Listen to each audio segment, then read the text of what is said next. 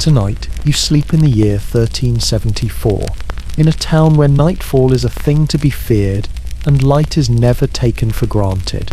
The air outside is already sinking into a damp chill, the kind that seeps into your bones long before you find a place to rest. Somewhere down the narrow, cobbled lane, a door creaks, and the smell of wood smoke drifts past, faint, fleeting, then gone, swallowed by the heavier scent of tallow and beeswax that clings to your hair and skin. You are inside the candle maker's workshop now, though inside feels generous. The wind still snakes through the warped boards in the walls, brushing your face with the damp breath of the night.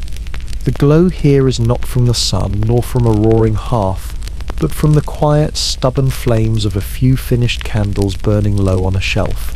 Their light is small, golden, trembling, like living things aware of their own short lives. Each flicker throws shadows that shift across the soot-stained ceiling, turning it into a sky of ghosts. You lie down near the cooling barrels, the wood sticky with wax. The scent is sweet in a way that makes your stomach turn after too many hours of breathing it in. Your fingers are raw, your eyes heavy, and the world beyond these walls has already slipped into blackness. The candles will keep watch tonight. You can rest, for now. You wake to the sound of something small, moving in the dark. Not fast, not loud, just a faint skitter along the wall near your head. You already know what it is before you open your eyes. The mice have found the crumbs in your bedding again. They don't even run from you anymore. They know you have no energy to chase them. You lie still on your cot, the straw inside shifting under your weight, scratching at your skin through the thin layer of linen. The air smells of wax and smoke as always, but this morning there's a sour note from the damp boards beneath the cot, where last night's rain has seeped in. The light here is dim, even when the sun has risen. The workshop walls are high and blackened with years of smoke, so the small window offers little more than a square of pale grey. What light there is catches on the dust in the air, each mote drifting in its own lazy spiral, too slow to notice until you've stared for a while. You pull your blanket, a stiff, wax-stained thing over your shoulders, but it doesn't warm you. The cold creeps up from the floorboards and down from the gaps in the ceiling, a slow tide you can't push back. Your pillow is nothing more than a folded scrap of cloth, and it smells faintly of sheep's wool and your own sweat. In winter it is frozen hard by morning. In summer it sticks to your cheek. There is no softness here, only the familiarity of discomfort. Your back aches before you've even stood up, and you think for a moment of lying still until someone else comes to start the fire. But there is no someone else. There's just you. The candles from last night have burned down to misshapen stubs on the workbench. Their wax has run in frozen rivulets over the wood, pooling in hardened drips that will need to be scraped away. You can smell them even now, a faint sweetness, almost floral from the beeswax, layered over the heavier scent of tallow. It's the smell that never leaves you, the one you carry into the market, into church, into bed. People know what you are before you speak, before you look up. Candle maker, wax monger, the one who works in fire and fat. Somewhere outside, a cart rattles past, the clop of hooves sharp in the morning stillness. The sound makes you think of market days, when your candles will be lined up in neat pale rows, and you will have to smile at buyers whose hands are clean, and whose clothes do not reek of smoke. But for now, the only world that matters is the one within these four walls, dim, cold, and waiting for you to rise. You swing your legs from the cot, your bare feet meeting the floor with a shock of cold. The boards are gritty with ash and dust, and something small, a splinter perhaps, presses into your heel. You leave it there. Pain is just another thing you've learned to carry. You stand, stretching your back until it cracks, and look at the barrels along the far wall. They gleam faintly in the half-light, sticky with wax from years of spills, like frozen honey clinging to rough wood. This is where you sleep, where you wake, where your day begins and ends. There is no separation between your bed and your work. your dreams and the hours you spend standing over boiling vats. The mice have gone quiet now, perhaps watching you from their hidden corners. You think you can hear the faint drip of water from the roof into a bucket you placed there days ago. Drip. Pause. Drip. Time passes like that here, slow and measured, counted not in minutes, but in the steady fall of wax or water. You breathe in, tasting the air, heavy and sweet, and let it sit in your chest. Another day has begun, whether you are ready for it or not. And the cold is the same as yesterday, the same as tomorrow. It waits for you, patient and certain, as you step toward the workbench and prepare to face the fire. Rest now just for a moment longer. The day will take enough from you soon. It's never the kind of light that makes you feel awake. It doesn't pour through the window in golden shafts, doesn't warm the floorboards, doesn't soften the shadows clinging to the corners. Instead, it arrives reluctantly, a pale, watery grey that seeps in through the crooked window frame, filtered by soot on the glass and the grime of years. You can tell it's morning, only because the darkness has thinned enough for you to make out the shapes around you. The barrels against the far wall, the dipping rods hanging from hooks, the heap of wood shavings waiting for the fire. The light touches everything here, but it never stays long enough to make it beautiful. It glances off the rough surface of the workbench, catches in the shallow pools of hardened wax, skims across the pitted metal of the melting pots. The walls are streaked black from decades of smoke, so whatever brightness enters is swallowed almost at once, leaving only a dim reminder that the world outside is awake. You don't rush to meet it. The day will last long enough without your help.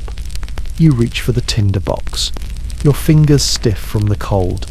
The flint strikes with a sound that feels too sharp for such a quiet morning, and soon the first wisp of smoke curls up from the kindling. The fire doesn't roar. It never roars. It just begins, in its small, stubborn way, as if it knows it will be fed all day. The light from the flames is warmer than anything from the window, flickering gold against your hands as you lean close. For a moment you can almost forget the damp in the air, the ache in your spine, the long hours ahead, almost. Outside, the street is still muted. You hear the distant murmur of a vendor setting up, the uneven rhythm of boots on cobblestones, the creak of a cart's wooden wheels. It's not cheerful. Nothing here is cheerful, but it is familiar. This is the hour when the town feels suspended between sleep and work, when even the dogs haven't yet found the energy to bark. The smell of bread from the baker's oven will come later, if the wind is right. For now it's just wood smoke and the faint, lingering sweetness of beeswax from yesterday's work. The light shifts as the fire grows, throwing your shadow against the wall. You look taller there, stretched and thin, like some other version of you who doesn't have to work with cracked hands and aching wrists. But the shadow flickers, wavers, and disappears when you step away from the fire to fetch the first slabs of wax. They're cold and hard to the touch, heavy with the promise of hours spent melting, pouring and dipping until your arms feel as if they no longer belong to you. The grey outside has deepened into something just slightly brighter, not enough to be called daylight, but enough to tell you that you can't put off the work any longer. Soon, the workshop will smell thickly of molten wax, the air will shimmer with heat from the vats, and the quiet of the morning will be replaced by the rhythm of your labour. For now the morning light rests on the lip of the window, fragile as a candle's flame. You catch it on your face for just a heartbeat before it slips away, claimed by the shadows inside. And in that moment you almost wish it hadn't come at all. The day is here, and there is no turning back. Best to take one more breath before you begin. The fire has settled into a steady burn by now, a low, patient heat that will keep you company for the rest of the day. You set the iron pot over it, and the wax begins its slow surrender. At first it's just a dull lump, pale, rigid, smelling faintly of honey and dust. Then the edges soften.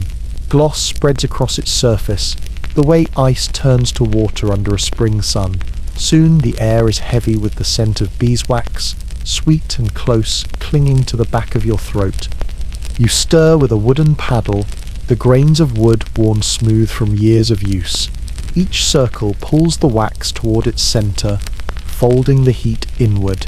There is a rhythm to it, slow enough to keep the wax from splashing, steady enough to keep it from cooling. Around you, the workshop seems smaller now, the shadows crowded out by the gold of the firelight and the gleam of liquid wax. The rest of the world might still be waking, but here time belongs to the melting pot. Beside you, the wicks hang from their rods, thin and waiting. They sway a little as you move, like pale ghosts lined up for baptism. You take one between your fingers, it's cotton dry and rough, and lower it into the molten gold. The hiss is soft but unmistakable, the sound of air fleeing from heat. The wax clings instantly, wrapping the wick in its first skin. When you lift it out, the layer is thin, almost transparent, but it's the beginning. You hang it back on the rod and reach for the next. The first pour is always like this. Careful, deliberate, slower than you want it to be. Your hands know the work, but the day's weight hasn't yet settled into your bones. So you move with an odd mixture of caution and impatience. The wax drips from the wicks in slow tears, falling back into the pot with soft plinks. It's a sound you will hear in your sleep tonight. You always do. As the first row of wicks cools, you watch their pale skins turn opaque, their sheen fading into a soft matte. They're fragile now, too thin to survive without the next dip. You'll repeat this again and again. Dip, hang, wait, dip, hang, wait, until the candles have grown fat enough to hold their shape. Hours will pass this way, without a single change in the air, except the deepening smell of wax and smoke. The heat from the fire has begun to push against the cold, but it's not a comfort. It clings to your face, your arms, your chest, while your back still feels the draft from the door. Sweat gathers in the small of your back, making your shirt stick to your skin. You can already feel the faint sting of the tiny burns you'll collect over the day, the drops of wax that leap from the pot like sparks and land on your hands, leaving small white blisters. There's no moment here to admire your work. Even the first pour, with its clean newness, is just one step in a chain that will pull you from morning into night. The wax in the pot thickens as it cools, and you stir it again, leaning closer to catch the scent. It is sweet, yes, but there is something else beneath it, a faint tang of smoke, a ghost of the firewood, and the faint, unpleasant edge of old tallow clinging to the corners of the pot. The first pour is done. The wicks hang in their thin coats, trembling slightly in the draught. You wipe your hands on your apron, though the stickiness remains. The day has truly begun now, and there will be no quiet until the candles stand complete in their rows, waiting for a light they'll never see.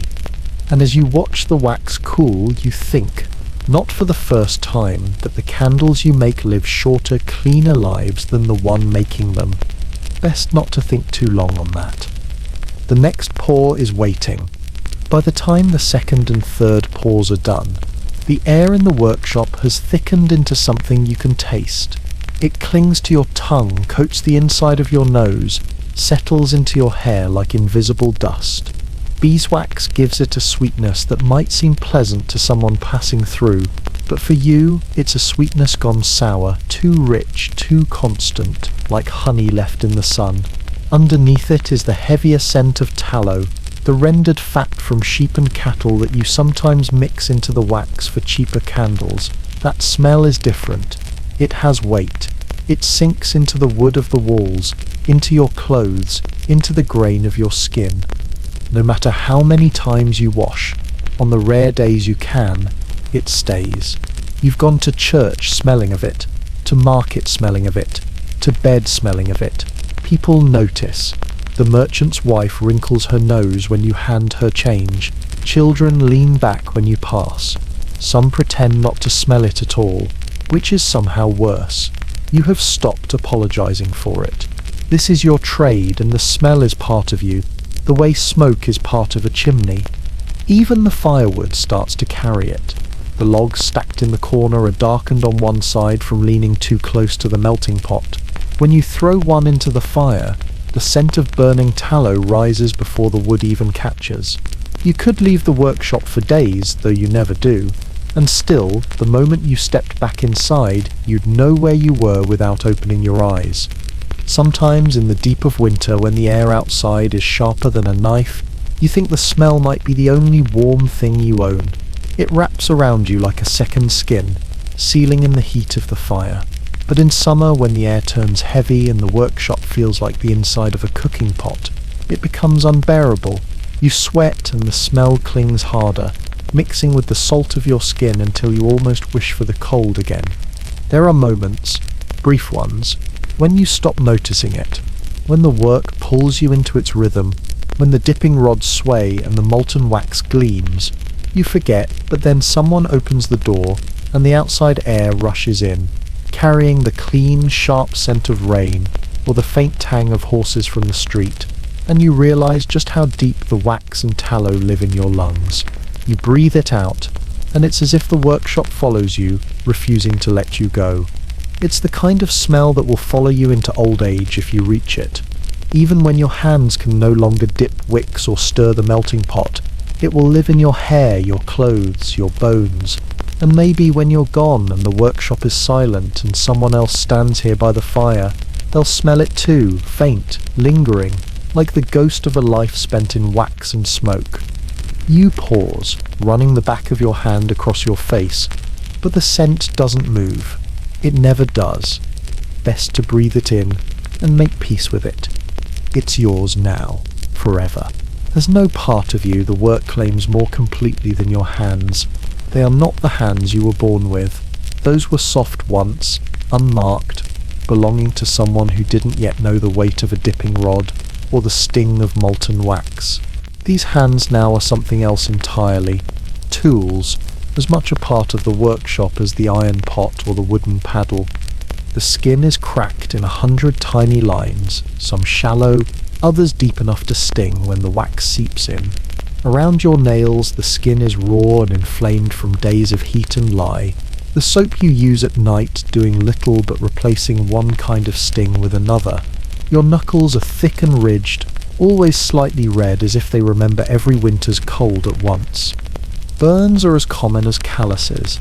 Little white scars dot your fingers, where drops of hot wax leapt from the pot and cooled before you could brush them away. The newer burns are pink and tender, making you move more carefully, though never carefully enough to avoid the next one. The heat leaves its mark in other ways too, swelling your joints, stiffening them in the mornings until you have to flex and rub each one before you can grip a rod. Your palms tell the rest of the story. The wax never truly washes away. It only thins. By the end of each day, they're coated in a faint, tacky sheen, so even your rest feels like work. The smell of tallow hides in the creases, and sometimes when you wake in the night, the faint sweetness of beeswax seems to rise from your own skin. Strength is built here, though it doesn't feel like strength. Your grip is steady. Your wrists can bear the weight of dozens of wicks dripping heavy with cooling wax, but the muscles ache in quiet ways that never really fade. This isn't the kind of power that lifts or strikes. It's the kind that endures. The kind that keeps moving even when your fingers are numb with cold or trembling from heat. You think sometimes about how your hands will look when you're old, if you get to be old. They will be twisted, bent, perhaps unable to hold a rod at all, but the scars will remain. A map of every slip, every drop, every careless moment when the wax or the fire reminded you who is in charge. You rub your thumb over your palm now, feeling the roughness, the way the skin catches against itself. They're ugly hands, you suppose, though you stopped caring about that a long time ago. They belong to the work, to the wax, to the fire. They belong here. And when you dip the next row of wicks, you notice how naturally your fingers curl around the rod, how precisely they turn and lift, how without them there would be no candles, no light in the night at all. Best not to think too much about what the work has taken. There's more to be done, and the wax waits for no one. They never smell like you. That's the first thing you notice.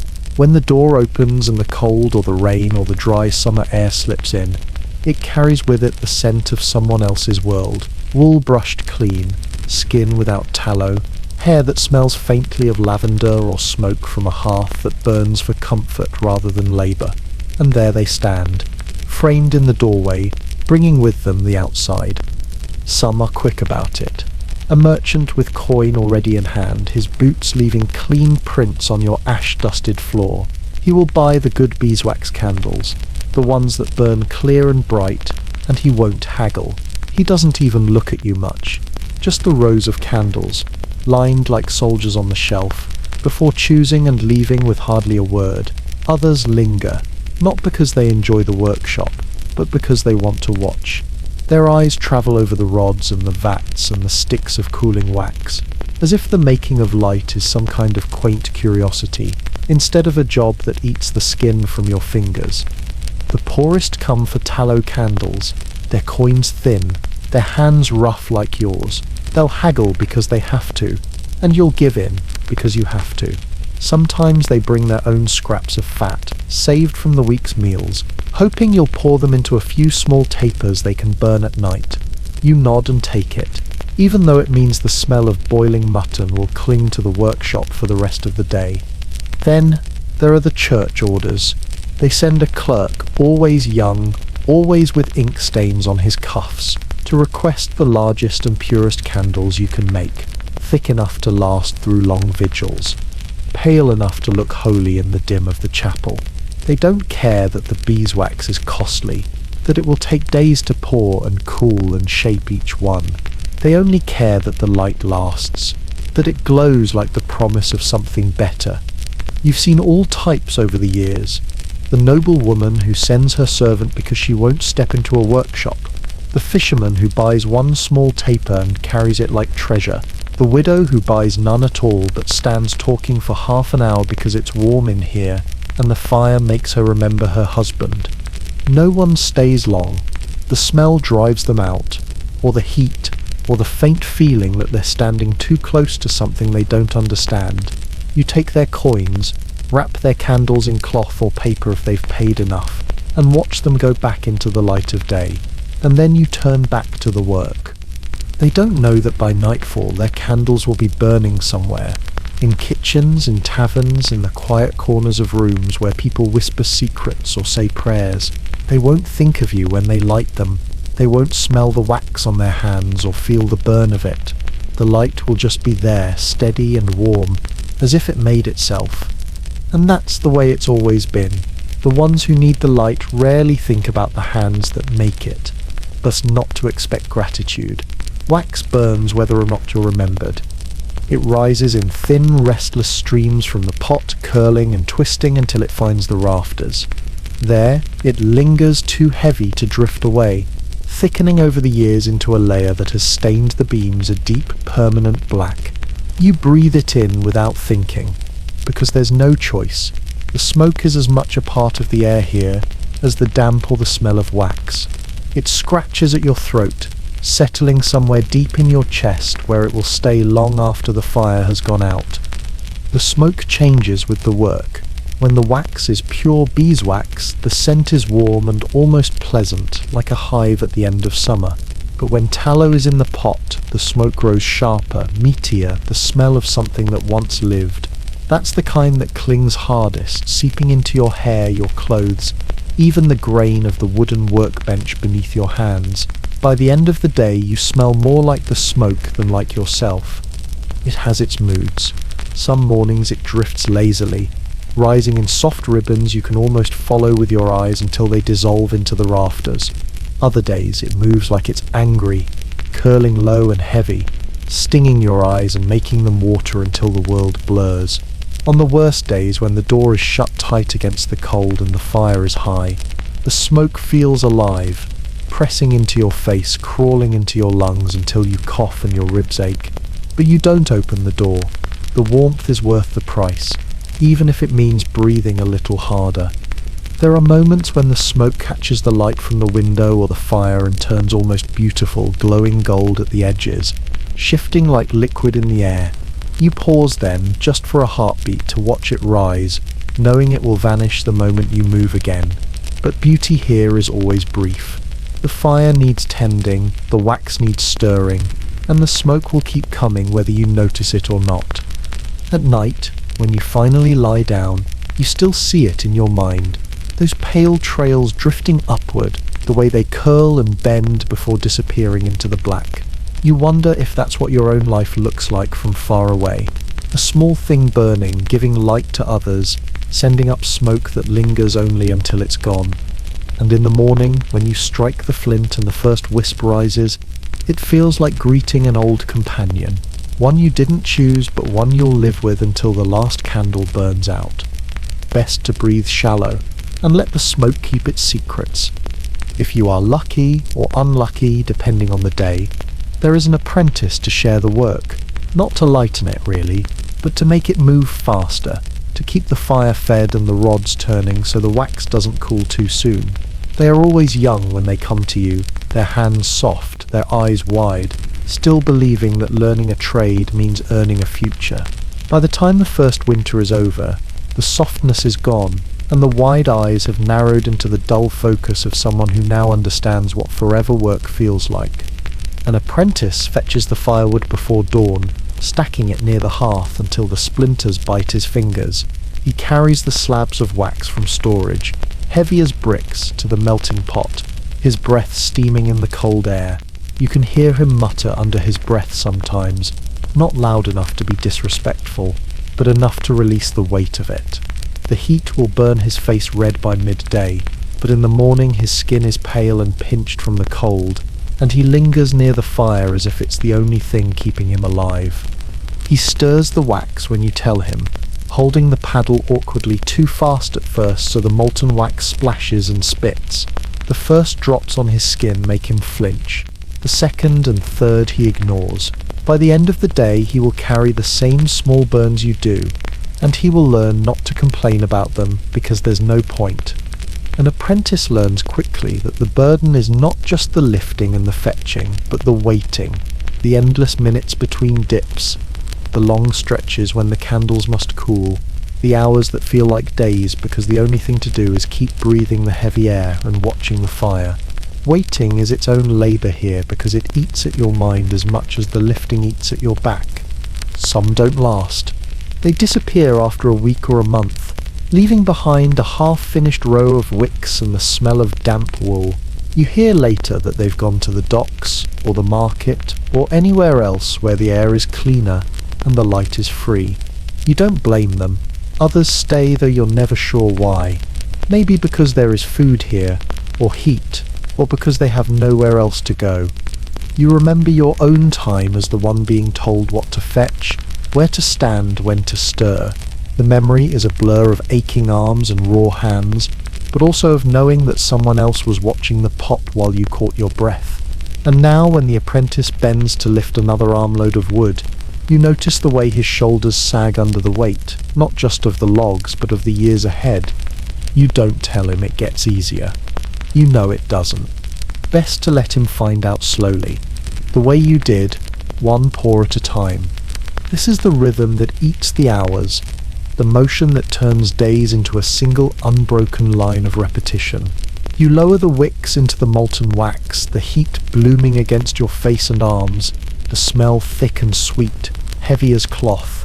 The rods dip slowly, evenly, too fast and the wax will slide away in thin, uneven coats, too slow and the heat will warp the fibres. Then, with a practiced turn of the wrist, you lift them back out, letting the wax cling before it begins to fall. The first drips are quick, running like water down the length of the wicks, pooling briefly at the tips before falling back into the pot with that soft, inevitable plink. Then the cooling begins, slow and patient, the wax turning from liquid gold to cloudy ivory right before your eyes. You hang them on the rack, careful not to let them touch. If they stick together now, you'll lose them both. While they rest, you turn to the next set. Dip, lift, drip, hang. The sound of it fills the workshop. The faint hiss of the wax embracing the wick, the sigh of it as it cools, the muted splash as another drip joins the pool below. It is a kind of music, though not the kind anyone would choose to hear for pleasure. It is works music, the sort that only matters because it means the day is moving forward. Your arms ache long before the day is done. Holding the rod steady feels easy in the first hours, but by the 6th or 7th round, the weight seems to grow. The tendons in your wrists complain with each lift. The skin on your fingers grows tacky, the heat pressing into your bones. Still, you keep the rhythm. If the dips are uneven, the candles will burn unevenly, and someone will bring them back with complaints. That means more work. Scraping, remelting, starting over. Better to do it right the first time. Every time. Sometimes, when the air in the workshop grows so thick you can barely see the far wall, you imagine the candles themselves watching you, hanging in their rows, fattening slowly. They seem to lean toward the heat, as if eager for the next dip. But you know better. They are indifferent to the work, to the hours, to the skin they take from your hands. Their fate is to burn, and they will meet it whether you tend them with care or bitterness. The repetition can pull you under if you let it. You find yourself staring at the steady rise and fall of the rods, the endless loop of motion, and for a moment you forget the day, the season, the year. It could be any morning in any winter, any summer. You could be yourself at 20 or 50 or not at all. Time slides like melted wax, pooling somewhere you can't see. The drips slow as the candles thicken, each new coat sealing the last. There will be many more dips before they're done, many more turns of your wrist, many more hours of the same sound and smell. But you know this is the heart of the work. Not the pouring, not the selling, not the first strike of the flint in the morning. It's here, in the endless dipping and dripping, that the candle is made. And it's here too that the day disappears, swallowed whole by the wax and the fire, leaving you with nothing but the weight in your arms and the slow, stubborn progress of light that hasn't yet begun to burn. Best not to count the dips. The candles will tell you when they're ready. It begins as all candles do, a bare wick, a rod, a pot of molten beeswax, shimmering like sunlight trapped in liquid form. But this one is not meant for the dim shelves of a shop or the cramped corners of a kitchen. This one will stand in the great stone belly of the church, taller than a child, thick as a man's arm, and burn through long winter nights while voices murmur prayers into the vaulted dark. The beeswax for it is pure without a trace of tallow. That alone makes it costly. The smell will be different, softer, cleaner, more like the comb in a hive than the smoke of your workshop. When you melt it, the air changes, as if the fire itself recognizes its worth.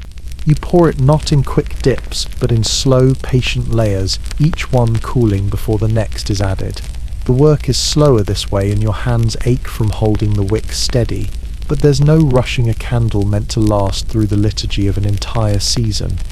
Its weight grows with each pour, until lifting it feels like carrying a newborn. The surface must be perfect.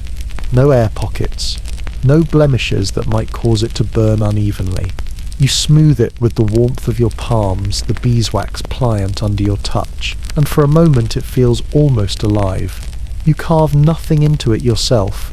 That will come later in the church's hands, when they press holy symbols into its skin and drape it in ribbons before placing it near the altar. You know how it will look when it's lit. You've seen these candles burn before, their flames steady even in the coldest drought, their light falling across stone floors worn smooth by centuries of footsteps. The wax will run in perfect, even streams, pooling at the base until some acolyte scrapes it away to be melted again. People will bow before it, not because of what it is, but because of what it represents. And none of them will think of the hands that poured it, the burns earned in its making, the hours spent coaxing it into shape in a small, smoke-blackened room. The church will pay you, of course, though not as much as they could. They never do. They'll tell you your work serves a higher purpose, that the light you make is not just for seeing but for guiding souls.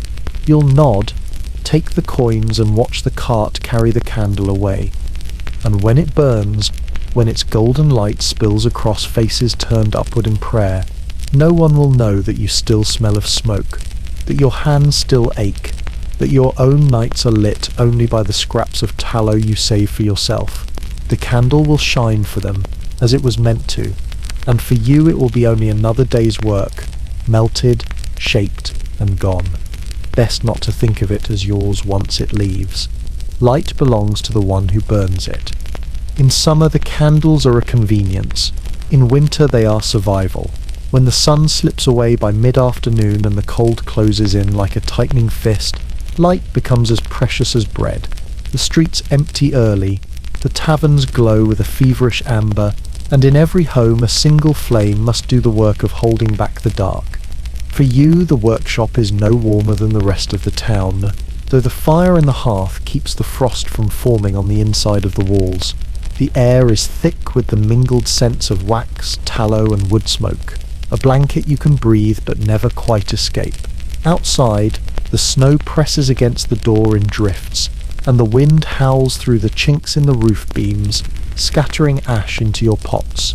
You work by lamplight, your own candles burning low and fast, their stubs already spoken for in tomorrow's orders. The nights are long enough that time loses its edges. You dip wicks until your fingers go numb, pause to warm them by the fire, then dip again. The work never feels finished in winter. There is always another rack to fill, another order to complete before the next storm traps people indoors for days. Sometimes, late at night, you hear knocking on the door long after you've banked the fire, desperate voices asking for just one more candle. You give them what you can, even if it means burning scraps in your own room. The cold makes the wax stubborn. It thickens quickly, forming a skin across the surface before you can stir it smooth again. Your breath clouds in the air above the pot, mingling with the steam that rises from the molten surface. The heat on your face is almost unbearable, while your back shivers under the draft that slips through the wall. It is a strange kind of torture, half your body flushed and sweating, the other half frozen stiff. At night, when you carry the finished candles to storage, the dark outside feels almost solid, pressing in on the edges of your vision. The snow crunches under your boots, loud in the silence, and the wind steals your breath before you can draw it fully. Through shuttered windows you catch glimpses of your work burning. A taper on a table where a family huddles over bread, a thick candle in the corner of a chapel, its light falling over bowed heads. In those moments you understand your place in the long chain of winter. You feed the light, and the light feeds the living. But when you return to the workshop, the dark comes with you. It crouches in the corners, behind the barrels, waiting for the last flame to gutter out. And you know, as you lie down near the cooling wax, that the night will still be there when you wake. Best to keep the fire alive as long as you can. The dark is patient. It can wait. You live with fire every day, but you never forget what it can do. The same flame that softens the wax, that shapes the candles, that drives back the winter dark, it can also eat the walls around you faster than you can draw a breath. You've heard the stories from other towns. A stray spark, a tipped pot, a curtain too close to the hearth, and the workshop is gone before anyone can fetch a bucket. Sometimes it's not just the workshop. Sometimes the fire leaps from roof to roof until the whole street is ash. The fear is quiet but constant, like a heartbeat. You tend the flames with care, feeding the logs slowly, keeping the pot steady on its hooks, never turning your back for more than a moment. But accidents don't ask permission. A slip of the hand, a clumsy apprentice, a draught through the door that blows embers where they don't belong. It's enough. You've seen what molten wax does when it spills. It runs like liquid fire, coating the floorboards, licking at the legs of tables and racks. Too hot to touch, too fast to contain. The smell of burning tallow is something you hope never to breathe in earnest. It is sharp and foul, thick in the lungs, a scent that turns the stomach even as it grips the memory and refuses to let go. You've had moments, brief, terrifying moments, when a flare from the hearth caught the edge of your apron, when you slapped at it with your hands and felt the singe of hair on your skin. Each time your heart hammered so hard you could hear it over the crackle of the flames. There is no insurance here, no promise of help if the fire takes what's yours. If it happens, you salvage what you can, gather your tools, and start again, or you don't. Many never do. Their hands, once steady at the dipping rod, go to other work, hauling nets at the docks, turning soil in the fields, anything that keeps them far from the heat. You think about that sometimes, what it would mean to walk away, to trade the fire for cold, the smell of wax for the smell of earth, or fish, but the thought always passes. This is your trade. You belong to it as much as it belongs to you. Still, on windy nights, when the shutters rattle and the hearth spits more than it should, you find yourself watching the flames too closely, as if you might see their intentions. The fire is beautiful in its way, alive, restless, always hungry, but you know better than to trust beauty. It will give you light and warmth for years if you tend it well, and it will take your life in minutes if you don't. You bank it carefully before you sleep, tucking the embers under ash, whispering to yourself that it will still be there in the morning, quiet, waiting to be coaxed back to life. And yet, you dream sometimes of waking to smoke too thick to see through, heat pressing against your skin, the air alive with the roar of something that has already decided it wants more than you can give. Best to keep the bucket filled and never forget that the fire is not your friend. By the time the last candles of the day are set aside to cool, your body feels hollow. It's not hunger alone, though, that gnaws at you sharply enough, but the kind of emptiness that comes from standing too long in the same patch of air, breathing the same thick mix of smoke and wax, bending and lifting until your spine feels carved from wood. Supper is not a feast here. It's an ending, a pause before sleep, nothing more. The bread is yesterday's, hard enough that you have to press it to the table with your palm before your teeth can break it. It smells faintly of the wax in the air because everything does. If you're lucky, there's a heel of cheese, sharp and a little sour, wrapped in cloth to keep the mice from finding it first. Tonight, there's a sliver of salted fish as well. A rare thing, caught and traded for a handful of candles by a fisherman who still owes you from last winter. The salt stings the small cracks in your lips, but you eat it slowly, letting the brine pull at your tongue until the bread feels softer. There's no wine, only small beer, thin and cloudy but enough to wash the crumbs from your throat. You drink it from a cup with a hairline crack running down one side, holding it carefully so it doesn't split in your hand. It's not cold, nothing here stays cold near the fire, but it's wet, and that's enough. You eat at the workbench, the wood still sticky from the day's spills, the surface scattered with thin curls of wax and ash. The fire is low now, the shadows stretching longer in the corners, but the smell of the day clings stubbornly, as if it's waiting for tomorrow to start again. You chew and swallow, your jaw aching with the work of it, your mind already slipping toward the thought of lying down. Outside, the street is almost silent. You can hear a faint snatch of song from the tavern 2 doors down, a dog's bark carried on the wind, the slow clop of a horse heading home. The world is closing in on itself, settling under the dark, and you're glad for it. Supper is not a meal to linger over. It's a bridge from the day's labour to the narrow stretch of night you can call your own.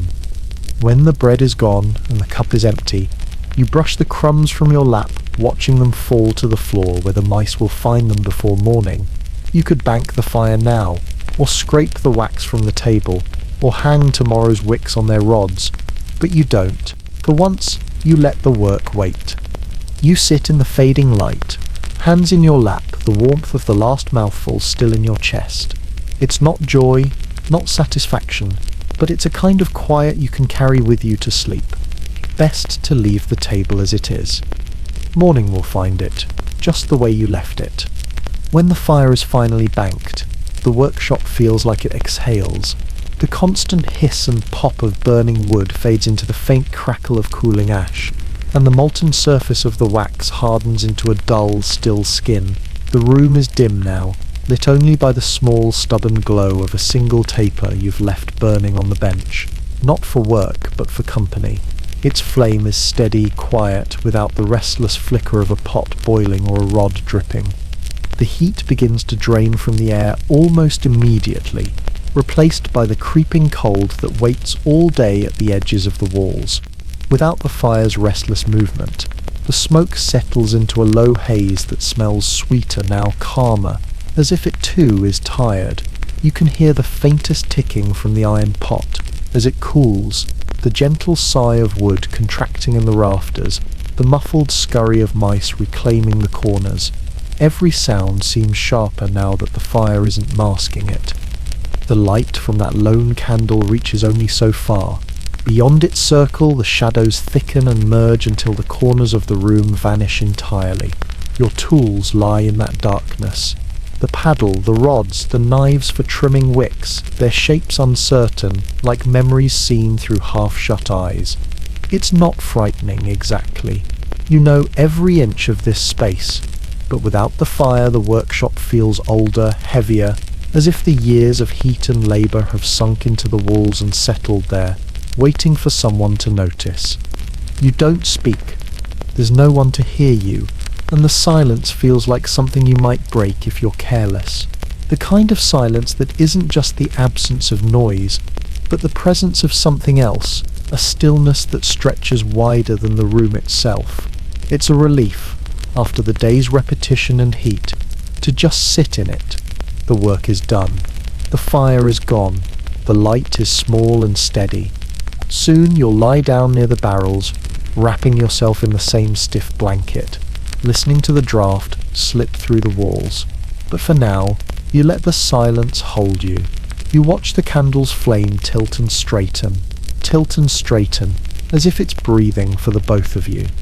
Best to sit a little longer before the cold settles in and sleep calls you back to the dark. When sleep comes, it doesn't arrive gently. It drags you under, heavy as molten wax, and for a while there's nothing but the dark. Then, slowly the dreams begin, soft at first, like whispers curling around the edges of your mind, then sharper, brighter, until you're somewhere else entirely. Most nights, you dream of light, not the flickering, smoky light you tend all day, but a clean, endless glow that needs no tending. It hangs in the air like mist, warm on your skin, bright enough to see without ever hurting your eyes. There's no fire beneath it, no wax feeding it, no hands burned or cracked to keep it alive. It simply is, and in the dream you can stand there for hours without lifting a rod, without stirring a pot, without the smell of tallow clinging to your hair. Other nights you dream of silence, not the small listening silence of the workshop after the fire dies, but a vast open stillness, where the air smells of nothing at all, no smoke, no damp, no sweet heaviness of beeswax, just the faint scent of something clean, like a breeze moving over snow. In those dreams, your hands are whole again, the skin unbroken, the nails smooth, the palms soft enough to feel the grain of wood or the coolness of water without the ache of old burns. Sometimes the dreams are stranger. You walk through streets lit by hundreds of candles, all made by someone else's hands, all burning at once without dripping, without dying down. You follow their light until it leads you to a place you've never seen before. A room so warm and golden you can't tell where the walls end and the glow begins. There, someone places a candle in your hands. It's perfect, smooth and weightless, and when you lift it to look closer, the flame inside isn't fire at all. It's something alive, something that looks back at you, and then you wake. Not every dream is a kindness. On some nights, the fire that warms you by day turns against you, swallowing the workshop whole. You run with the candles in your arms, but they melt as you hold them, dripping hot wax over your skin until it hardens like stone. You wake from those with your heart pounding, the smell of smoke caught in your throat, your hands clenching the blanket as if you could still save them. But the best dreams, the ones you don't want to leave, are the ones where you have no work at all. You sit in the light without having made it. You walk in the dark without fearing it. Your body feels light, unburdened, and there is no counting of dips, no tending of flames, no coins exchanged for the labour of your hands. Just the quiet, just the glow, just the sense that for once nothing is slipping away. And in the final moments before you wake, You almost believe you'll find it waiting for you when you open your eyes. Best to hold on to that feeling for as long as you can before the smell of wax pulls you back. The truth is, not much. The candles you make will burn away within days, sometimes hours, leaving nothing but a stub of wick and a curl of cooled wax that will be scraped up, remelted, and shaped into something else. Even the great church candles, tall as a man and carved with holy symbols, will end the same way, their light swallowed by the dark, their bodies consumed until all that remains is a smear of soot on the brass stand. The workshop will outlast you for a time, though not forever. The black on the beams will thicken, the grooves in the workbench will deepen under other hands, the air will carry the same heavy sweetness of smoke and wax. Someone else will stand where you stand now, bending over the pot, counting the dips, feeling the same heat on their face, the same ache in their arms. They might even sleep in the same corner, under the same draft from the roof, but they won't know your name. The tools will outlast you too. The iron pot, the wooden paddles, the dipping rods, the racks where the wicks hang. They'll bear new scars and stains, but their work will go on without caring who holds them. They've never belonged to you any more than the fire does. You were only borrowing them for a while. Some of the coins you earned will outlast you, changing hands until no one remembers where they first came from. A candle you poured for a wedding might burn at the birth of a child, or at the death of that same child decades later, but you'll be nowhere in the telling. The light won't remember who made it. Even your smell, the faint, stubborn trace of wax and smoke that clings to your skin, your clothes, your hair, will vanish. It will fade from the air within days of your last fire going cold, replaced by the scents of whatever work comes next. Someone will sweep the floor, scrape the bench, burn something new in the hearth, and the last of you will drift away. And yet, somewhere in the dark, there will be a moment, maybe years from now, maybe tomorrow, when someone lights a candle you once held. For as long as it burns, your work will be alive in that small, trembling flame. No one will know it's yours, and it will make no difference. The light will do what it has always done, hold back the dark for as long as it can, and then vanish. You've lived your life in that same bargain. You give your time, your hands, your breath to the fire, knowing it will all be consumed. You don't expect thanks, and you don't expect memory, only the knowledge that for a little while something you made stood between the living and the dark. Best not to think too much on the rest.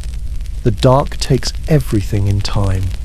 When the last fire has gone cold and the final candle you've touched has burned to nothing, there will be no monument in your name, no carving on the church wall, no song in the tavern about the candle maker who kept the town lit through winter. Your legacy will be smaller, quieter, made of things that vanish as soon as they're used.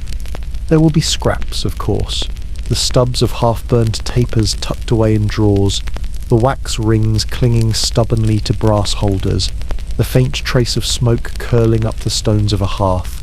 Maybe someone will keep one of your better candles unburned, too beautiful or too dear to use, its wick still white and untouched.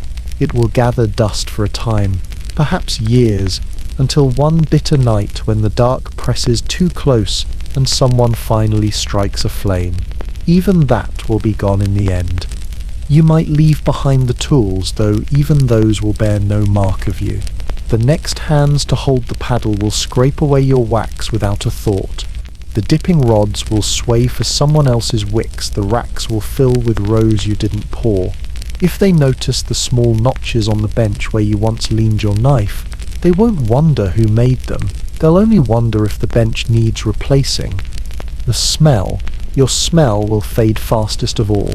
The mix of beeswax and tallow, the smoke and the sweat of your labour, will vanish once the windows are opened and the air moves freely again. In a week, the space will smell of someone else's life. And yet, there's a kind of peace in that. Your work was never meant to last. It was meant to be consumed, to disappear in service of something else. A moment of warmth, a circle of light in the dark, a small comfort to someone who may never know your face. Perhaps that is what you leave behind. Not the candle itself, but the moments it made possible, the prayer spoken under its glow, the letter written by its light, the bread shared at a table it illuminated, all of it gone now, but real once and real because of you. No one will remember your name, but somewhere in the dark between one night and the next, the light you made will have been enough. Best to let that be enough for you now. The day is over, the fire is low, and there's nothing left to keep but sleep.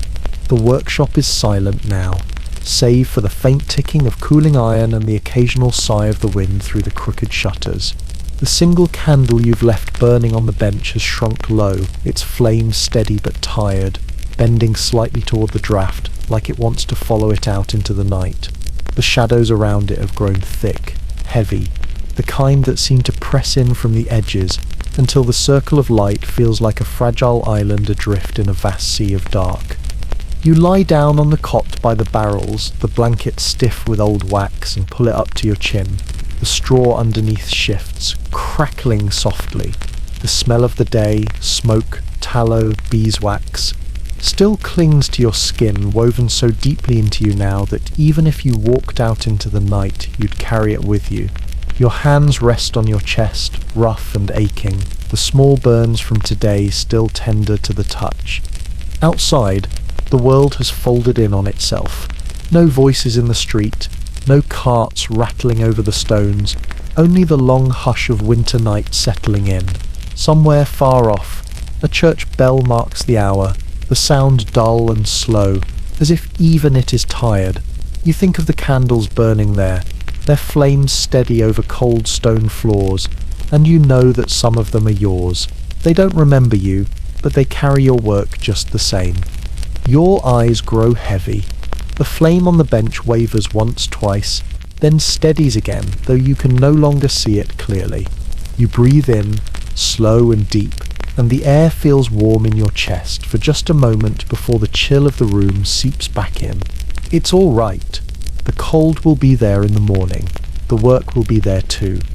No one remembers your name, but that sip's okay. There are no wolves at the door, no cold in your bones you cannot bear. You have survived another day. Sleep now.